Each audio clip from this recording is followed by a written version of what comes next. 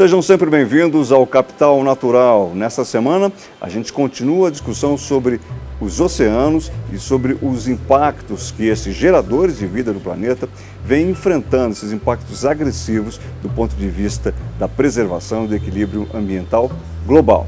Os nossos convidados são Frederico Brandini, ele que é diretor titular do Instituto Oceanográfico da USP.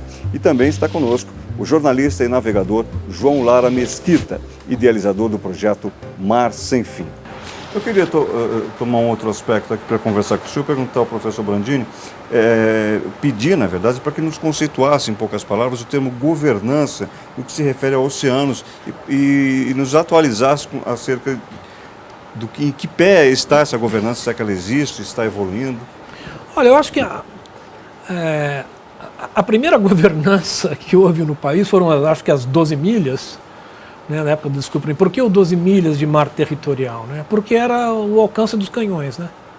Na época do descobrimento, os canhões alcançavam no 12 milhas. Isso se perpetuou até, se não me engano, depois da guerra. Eu não sou uma autoridade, eu sou muito leigo, eu sou um cientista da área técnica oceanográfica, participo de alguns fóruns de governança, eu não saberia te detalhar, mas eu sei que existem as leis internacionais de uso do espaço marítimo, né? Agora existe o conceito, além das 12 milhas e da área contígua, que são mais 12 milhas, existe também o conceito de zona econômica exclusiva.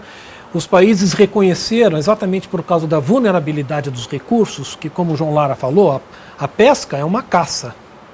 Quem chegar primeiro pega. Então precisa haver governança, precisa haver ordem nesse tipo, né? Então surgiu o conceito de zona econômica exclusiva porque reconheceu-se que alguns países têm muitos recursos, mas não tinham tecnologia para poder explorar. E outros países tinham muita tecnologia, mas não tinham recursos, né? Tanto, né? Então surgiu o conceito de zona econômica exclusiva, onde cada país precisa definir os seus recursos, como o REVISE, o Programa da Zona Econômica Exclusiva, e apresentar esses recursos para tribunais internacionais, dizendo, olha, no caso sardinha, eu tenho tantas toneladas por ano que eu posso pescar, mas eu só posso pegar 80% disso. Então eu abro esses 20% para um outro país vir aqui explorar.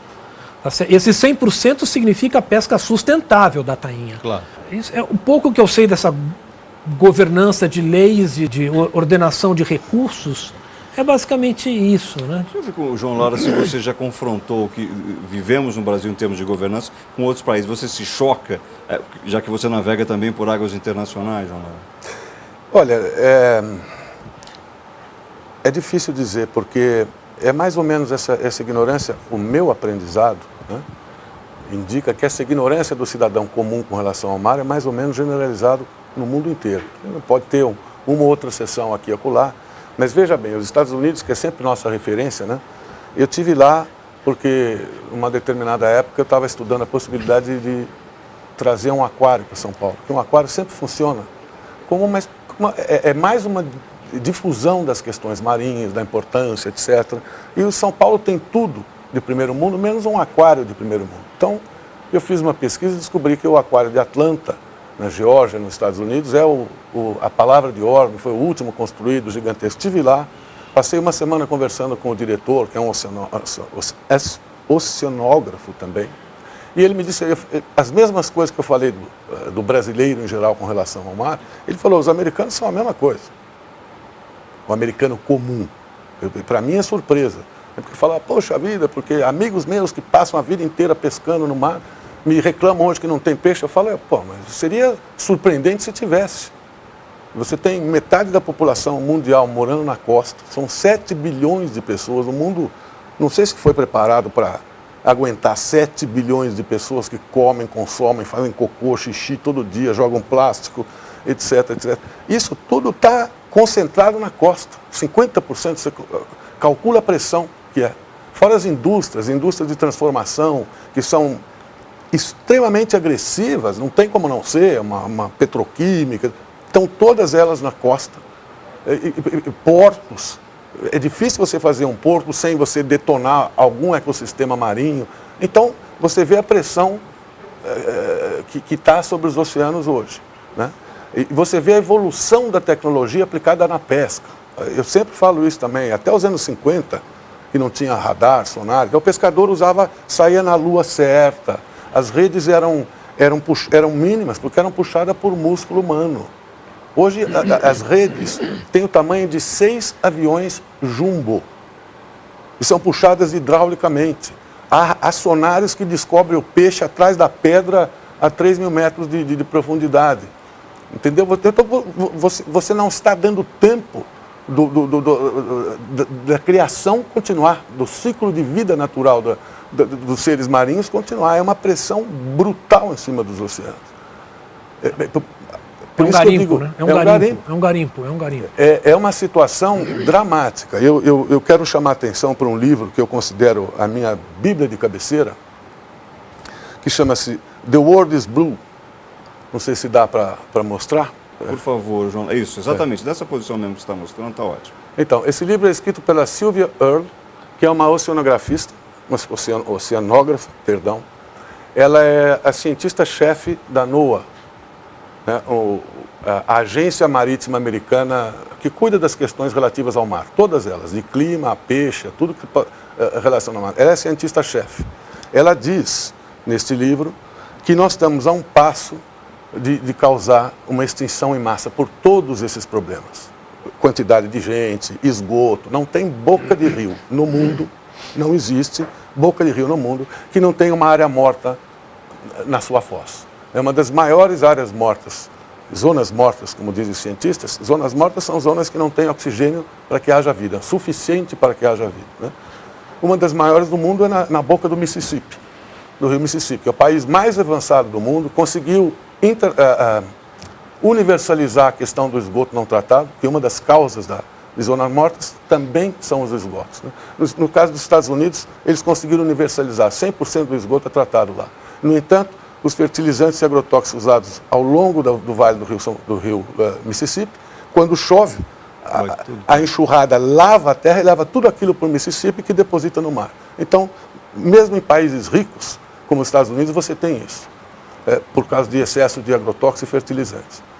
O Brasil já, além desse problema, que também tem, apenas 20%, eu vou repetir, só 20% de todo o esgoto produzido nesse país recebe algum tipo de tratamento. Isso é um escândalo. A gente vai preservar este aspecto durante toda a edição do nosso programa. Vamos voltar a ele daqui a pouquinho, para a gente poder aproveitar esse tipo de questionamento, inclusive com o professor Brandini também. Já retomamos. Vamos ao nosso primeiro intervalo e você fica agora com as notícias do dia no Band News. Até já.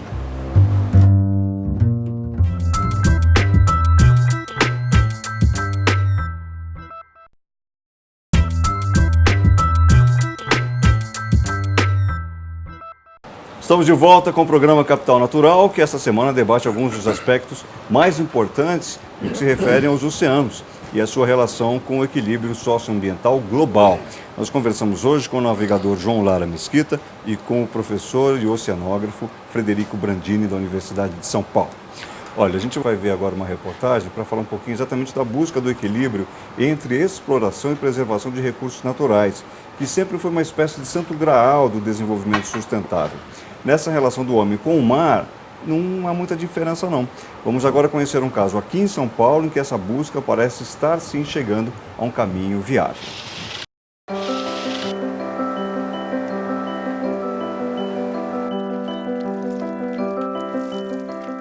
Tudo pai, avô, tudo pescador. Já venho família de 130 anos daqui.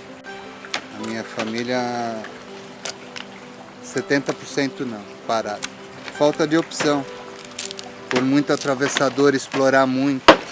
O material da pesca é muito caro. É tudo derivado de diesel. E conforme sobe o diesel, sobe o nosso material. E o preço do peixe está sempre o mesmo. Sobe bem pouco. Quando eu cheguei há 3 anos atrás, eu comecei a conhecer os pescadores, já fui para várias praias e comecei a ver o tamanho da desgraça que era, né? Que era muito pior daquilo que eu imaginava. O quanto eles eram explorados, então vi várias cenas de estar na praia e chegar o pessoal das peixarias mesmo e comprar peixe a R$1, R$2, toneladas a R$1, R$2. E aí você começa a ver que a relação está desigual. Aí depois você volta e percebe que os caras ficam um mês sem nenhum peixe. E aí você pergunta, isso não, há 10 anos tinha, agora não tem mais nada. Você começa a procurar entender o porquê disso. Quanto de camarão diminuiu esse ano? 70% do pescado diminuiu, devido àquele derramamento de óleo. Eles jogam um produto no óleo e para decantar o óleo desce tudo para o fundo, onde mata todas as raízes, pô. Desde alga a todos os seres vivos. Eles falam, não, o petróleo sumiu, lógico, desceram para o fundo. Eu quando tiro rede aí, às vezes eu não pesco peixe e trago 300 quilos de lixo, sacos de lixo de navio. Escrito em chinês, de Taiwan, Espanha. E aí depois a gente começa a adotar um pouco isso, né, no sentido de vir toda hora, de tentar entender e transformar isso num negócio bom para todo mundo. Quer dizer, que seja melhor para eles, que seja um negócio bom para a empresa e que seja um negócio bom para as pessoas que vão comer peixe fresco. A ideia é essa, é ser o único atravessador e não ser considerado como tal. Que o produtor ou o pescador esteja super feliz, ou seja, que ele está recebendo muito mais do que ele receberia de uma peixaria, que ele está sendo valorizado, que tem o meu negócio nisso e a pessoa está saindo feliz com um preço justo. Ó, então aqui tem anchova, aqui tem uma tainha, tem sororoca, tem um vermelho, tem uma curvina. E a sua guaivira eu vou comer. E a guaivira, tá vendo, ele vai comer, porque a prioridade é sempre do pescador, isso é bom de se registrar também. Nas férias de janeiro a gente não pega peixe. Porque eles conseguem dar saída para tudo que eles pegam aqui na praia mesmo. O problema é quando não tem mais turista aqui.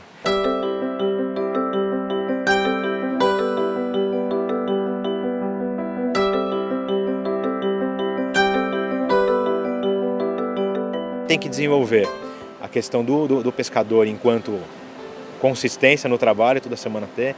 Você trabalhar com as espécies não comerciais, fazer as pessoas entenderem devagarzinho que eles vão pagar um valor que é menos do que se paga numa peixaria convencional, mas que o peixe talvez não venha como eles querem. Então é um trabalho de educação.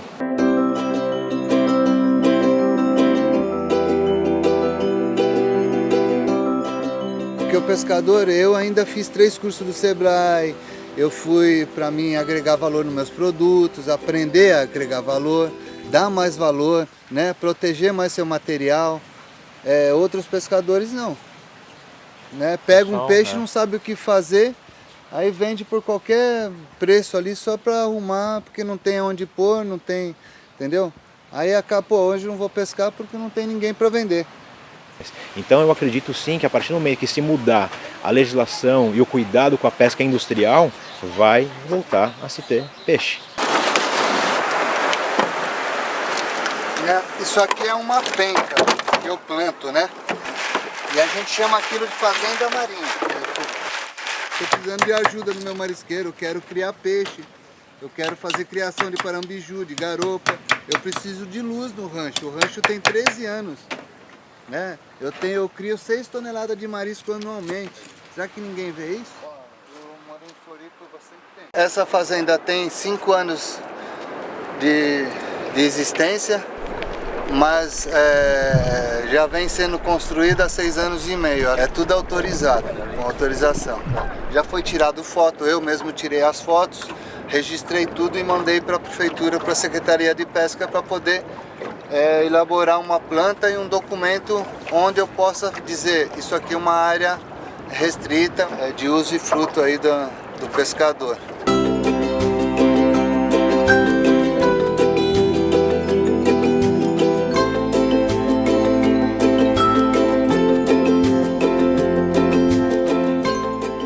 Falta aqui a licença ambiental. Eles dizem que o rancho está muito próximo ao rio e à praia. Pô, se um rancho de pesca não estiver próximo ao rio ou à praia, vai ter que estar onde?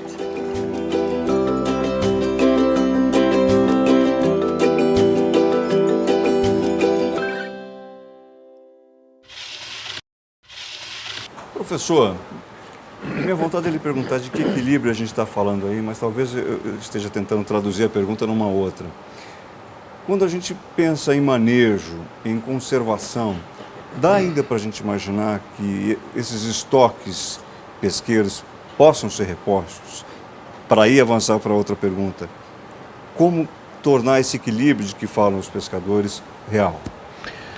Bom, no Brasil existem cerca de 1 milhão de pescadores artesanais, né, que vivem direto ou indiretamente da pesca costeira. E há um conflito enorme entre a pesca comercial, ou seja, aqueles industriais que exploram para fins comerciais, e esses pescadores.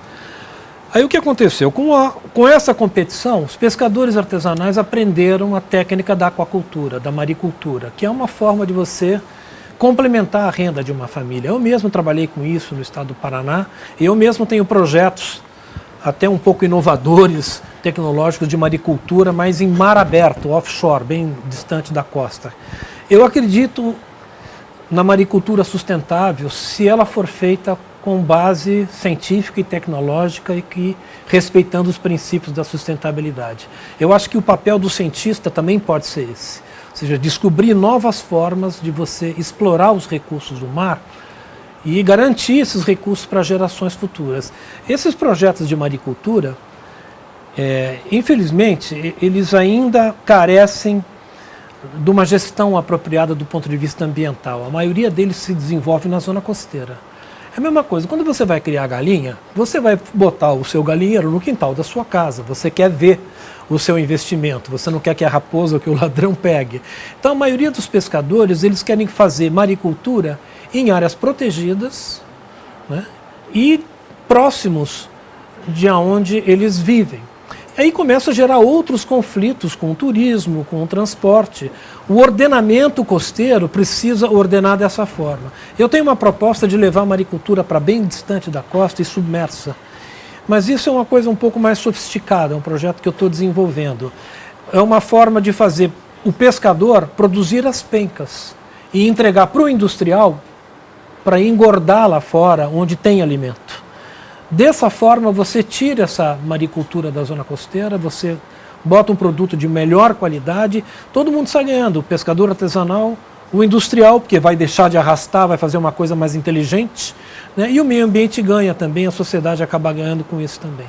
Então eu acho que existem formas de você compatibilizar sustentabilidade, produção e conservação. E a equação para isso está na ciência e na tecnologia. A ciência e a tecnologia que vão descobrir quais são essas formas. E existem esses mecanismos. Certo? Muito bem, eu quero perguntar ao João Lara um outro aspecto dessa discussão, que é acerca do turismo. Qual é a contribuição possível do turismo? Vou deixar essa questão em aberto para a gente retomar daqui a pouquinho, quando voltarmos desse nosso último intervalo. Na volta a gente fala também um pouco mais dos impactos sobre os oceanos e como diminuí-los. Você fica com as notícias do dia no Band News.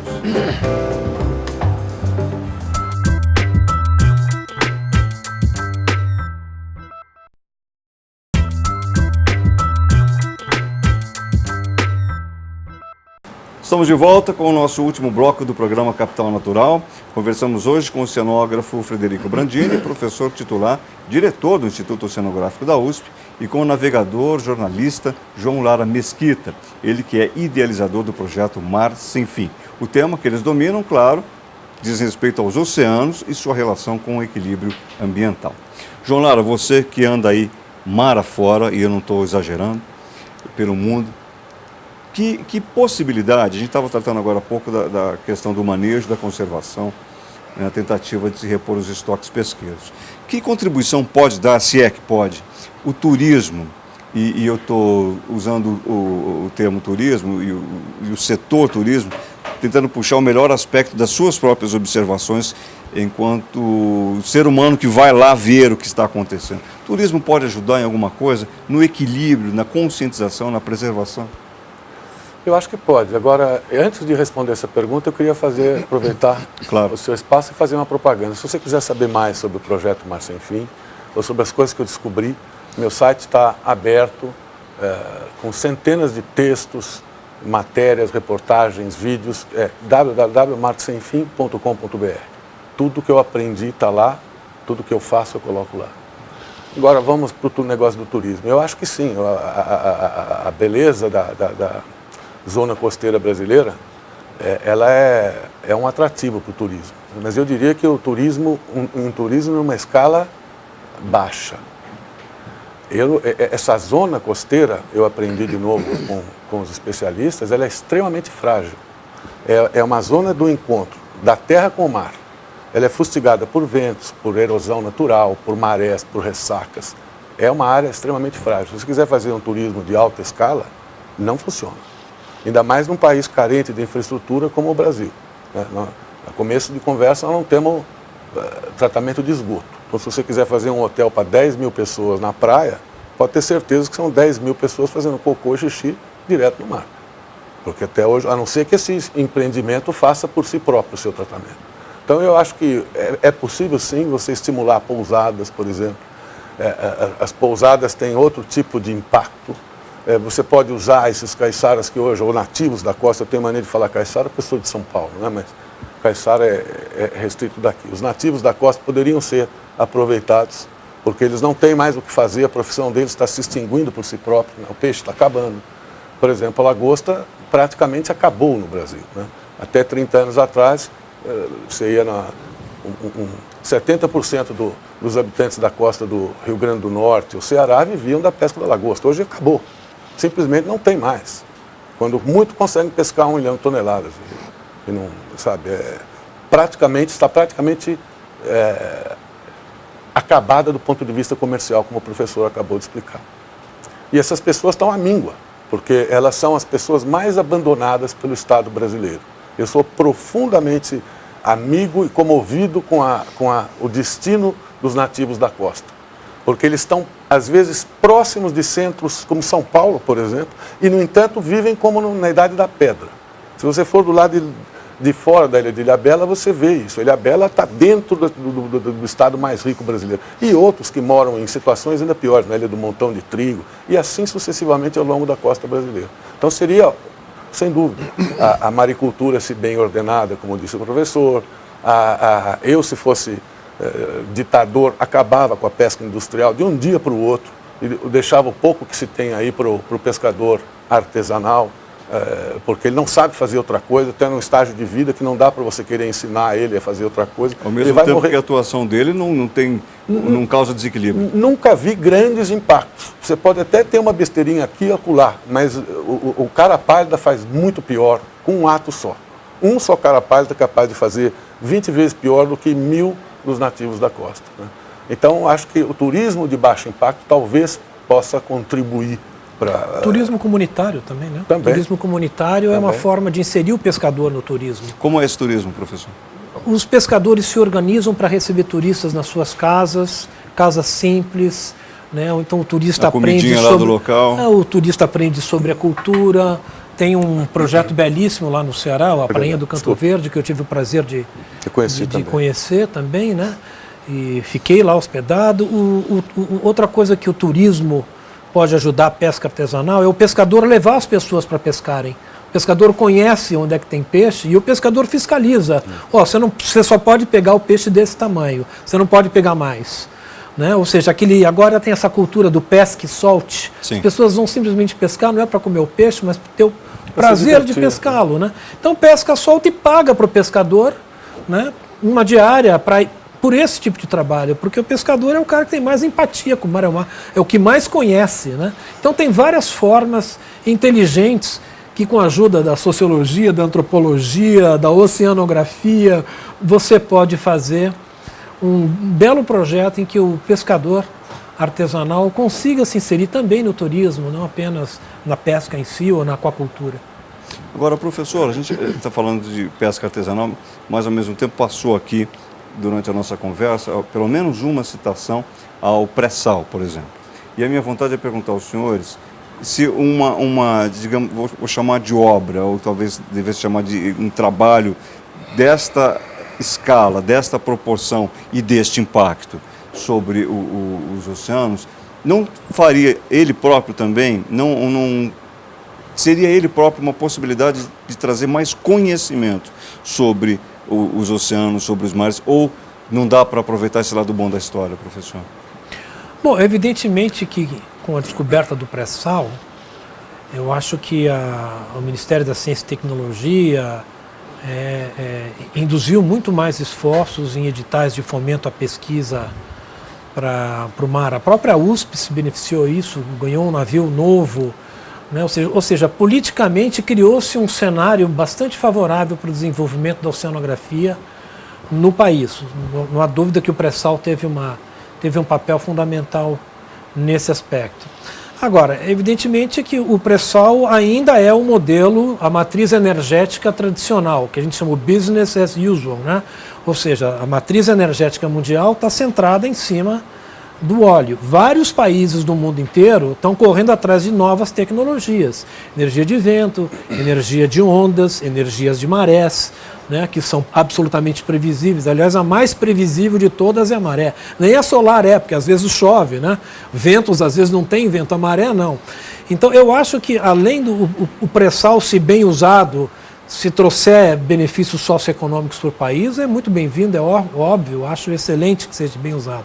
Agora eu acho que o país não pode prescindir de pesquisar outras fontes alternativas oriundas do mar, como outros países estão fazendo, porque pode ser que o recurso seja de, sei lá, 3 bilhões de barris aí, não sei por quanto tempo, eu não sei os números, mas vai acabar. E vai continuar poluindo a atmosfera, vai continuar criando efeito estufa. Então o Brasil também tem que investir, talvez usar o dinheiro do pré-sal para investir em tecnologias alternativas. As empresas de energia têm que ser isso, não empresas petrolíferas, empresas de energia. O petróleo é uma delas, eles têm que, aos poucos, com os anos, começar a se transformar em empresas que geram energias de outras formas. João Lara, a gente está mais perto e é mais necessário que haja uma convenção internacional pela preservação dos oceanos, ou a gente está mais próximo de ter a atitude do pescador que vai levar o turista para pescar e devolver o peixe no tamanho que não pode apanhar? Olha, eu acho que na comunidade científica internacional existe já um consenso, é que ela não chegou talvez ao cidadão comum, a nós, a não ser a mim, porque eu estudo muito esse assunto, mas há esse consenso que é preciso fazer isso, é preciso mudar a governança dos mares, é preciso criar essas áreas, enfim, tem uma série de consensos já adotados e que vários países concordaram em fazer porque acham que a situação é gravíssima. Mas quanto à questão do pré-sal, eu queria abordar, aproveitar um pouco a carona também, porque até quando eu vi o vídeo que vocês passaram, o pescador falava lá dos problemas de petróleo no mar e não sei mais o quê. Eu vejo essa história da exploração do pré-sal com muito pé atrás, um enorme pé atrás, porque a Petrobras está praticamente parada de investimentos, ela despeja óleo no mar todo santo dia, não passa mês sem que o IBAMA não aplique uma multa na própria Petrobras por derramar óleo, etc. E ela agora vai perfurar 7 mil metros de profundidade, né? E para buscar um combustível fóssil, que como o professor lembrou, é caríssimo, a exploração é caríssima, exige uma tecnologia especialíssima que até então não foi feita, e nós vamos começar a fazer isso, né? Ao mesmo tempo, eu queria dar uma cifra para você, quando eu reclamo da omissão do governo, que não cria mais do que 1%, 1,5% de unidades de conservação na costa, ele já reservou 10% do espaço marítimo para extração de petróleo. Isso desde a descoberta do pré-sal. Já existe 10% da área marítima brasileira reservada à extração do petróleo. Inclusive na região de Abrolhos, por exemplo, que é o único banco de corais do Atlântico Sul. Não há cientista que não concorde com a importância de Abrolhos, etc. Os corais são o mais importante ecossistema marinho. De cada 4 peixes que existem, pelo menos um habita, vive em função dos corais, etc. Havia os ambientalistas e alguns professores da academia entraram na justiça para que Abrolhos não fosse leiloada como área de extração de petróleo. Acabaram perdendo essa proteção e Abrolhos já está na lista da prospecção de petróleo. A Sylvia Earle, que eu falo para vocês a respeito aqui, que é meu livro de cabeceira, acha isso um crime.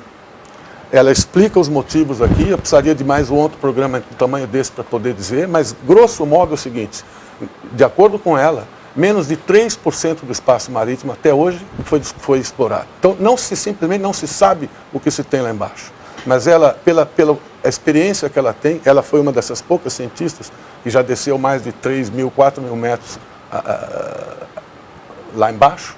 Ela diz que um pedaço de 1 metro do fundo marinho nessas regiões tem mais biodiversidade que 10, 20 quilômetros dentro de uma floresta tropical. Está escrito aqui, não estou exagerando. Porque são novos organismos descobertos agora. E ela mostrou, tem filmes que mostram isso no meu site. mostram organismos que produzem uma bioluminescência, seja para atrair seus predadores, seja para fugir deles. Que a ciência nunca teve acesso, porque como o professor aqui explicou, é caríssimo você fazer um submarino desse. Cada descida dessa custa milhões de dólares, etc, etc. Mas pelo que se sabe, a biodiversidade do solo do oceano, que se pensava que era nula, é gigantesca. E nós estamos ameaçando destruir isso antes mesmo de saber o que é que tem. Então, para finalizar, mais um único problema. O pânico da Sílvia e da comunidade delas é porque os oceanos estão se tornando ácidos em razão da quantidade de dióxido de carbono que a gente emite com os nossos carros, fábricas, etc. Por dia, são 22 milhões de toneladas, 22 milhões de toneladas de dióxido de carbono jogados dentro dos oceanos. Isso está transformando as águas, que eram alcalinas, em corrosivas. As águas o pH dos oceanos já foi modificado. Veja o tamanho da ordem da encrenca, 22 milhões de toneladas todo santo dia. Essa corrosão ataca justamente os corais. Os corais usam, isso são animais que usam, eu me arrisco a falar bobagem se eu continuar, o professor tem muito mais capacidade do que eu, mas basicamente eles usam o cálcio para criar suas colônias, que depois vem as algas e depois vem o peixinho e assim começa a cadeia de vida. A Sílvia diz que 80% dos corais de águas rasas do Caribe já foram. 80%? 80% dos corais de águas rasas já foram. E 50% do que resta, desses 80%, 20%, 50% estão seriamente ameaçados. E ao mesmo tempo o Brasil vai investir uma tonelada um caminhão de dinheiro para perfurar 7 mil metros de profundidade. Eu pago para ver se não acontecer acidentes da magnitude daquele do Golfo do México que aconteceu no ano passado. A gente tem que torcer para que não. E ao mesmo tempo, aproveitar a deixa do nosso João Lara para suscitar uma nova discussão num novo programa, que com certeza a dimensão e a importância dos nossos oceanos vai exigir da gente, né, professor? Eu quero agradecer a presença dos nossos convidados de hoje. O programa dessa semana vai ficando por aqui. Estiveram comigo o oceanógrafo Frederico Brandini, que é diretor do Instituto Oceanográfico da USP, e o jornalista e navegador João Lara Mesquita, ele que é idealizador do projeto Mar Sem Fim. Muito obrigado pela presença de vocês. Eu convido você, que sempre nos acompanha, a continuar conectado conosco nas nossas mídias sociais. Eu sou o Guto Abranches. Até o próximo programa.